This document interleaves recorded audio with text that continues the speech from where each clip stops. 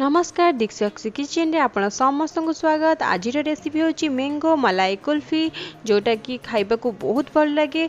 कुल्फी आपण साधारणतः बहुत प्रकार खाइथिबे, किंतु एही रेसिपी को निश्चय ट्राई करंतु।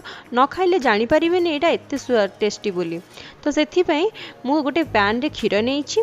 खीर टिके फुटी आसिला परे सेथिरे गोटे कटोरी चीनी देई दोछि मीठा पई। एबे एहाको पूरा फुटीबा पई टिके छाडी दबा। फुटी आसिले टिके बहलिया हेबा से मु कस्टर्ड पाउडर यूज करी। से मु गोटे स्पून कस्टर्ड पाउडर नहीं। एबे से दुई टेबल स्पून क्षीर दे ताकू गोटे घोल प्रस्तुत करदेवी पतला एहीपरी भाव में। एबे क्षीर टिके बहलिया करने यही कस्टर्ड पाउडर को मुझे दे देखंतु। एहीपरी कस्टर्ड पाउडर को दे भल भाव फुटेदबा आमे,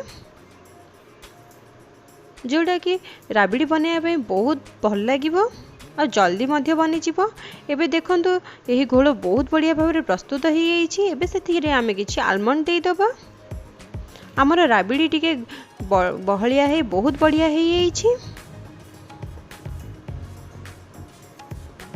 एबे आमे टिके अल्प समय पे फुटिबा पे छाड़ी दबा। फुटी सारा पर देखिए पूरा रेडी हो सारी आमर राबिड़ी।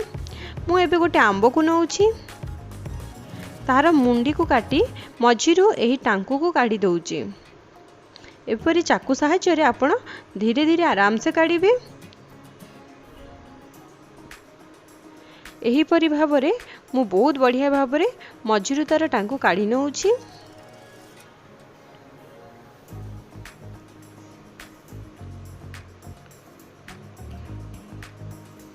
एबे देखंतु हाथ साहाय्य रे यह बहुत आराम से मु मझिरू पूरा उपाड़ी नहीं।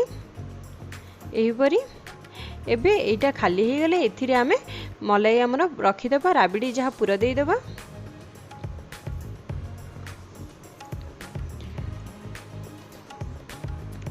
देखंतु एहीपरे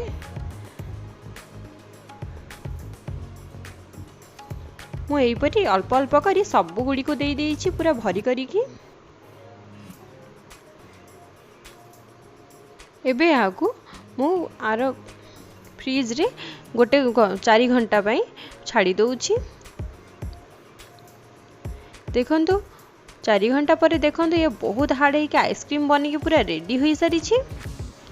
एबे एथिरु चोपा को आमे एही परी काढ़ी नबा।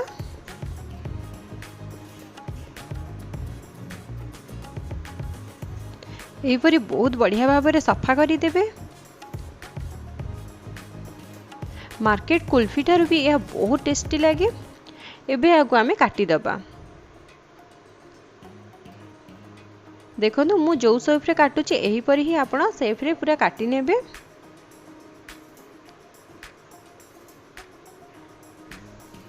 एबे हमर कुल्फी बनी की रेडी होई सारी छी। देखंतु पिला मानन को खाइबा को दियंतु। यह बहुत नुआ रेसिपी आ टेस्ट भी बहुत बढ़िया लगे। न खाइले विश्वास करिवनी एटा आइसक्रीम बोली। मैंगो तो बहुत प्रकार आपण जूस आइसक्रीम खाइथिबे, किंतु एही नुआ आइसक्रीम को निश्चय ट्राई करंतु, बहुत टेस्टी लगे। आपण जदि मो रेसिपी भल लगे लाइक शेयर सब्सक्राइब करने को जमारू भूलंतुनी। धन्यवाद।